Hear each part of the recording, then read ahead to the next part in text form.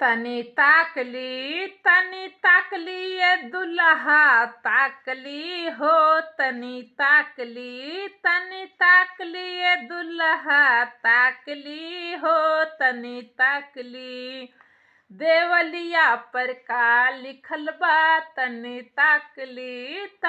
ताकली ये दुल्हा ताकली हो। तनी ताकली देवलिया पर का लिखल बा। तनी ताकली एतवार लिखल बा सोमवार लिखल बा। सोमवार लिखल बा दुल्हा के बहिनी के सो गो यरवन के नाम लिखल बा। तनी ताकली ए दुल्हा ताकली हो। तनी ताकली देवलिया पर का लिखल बा। तनी ताकली ए दुल्हा।